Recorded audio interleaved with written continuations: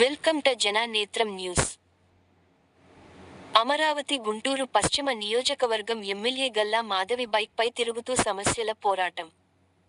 పలు రహదారులను స్వయంగా పర్యవేక్షించే స్థానికుల వద్ద నుంచి వారు ఎదుర్కొంటున్న సమస్యలను అడిగి తెలుసుకున్నారు.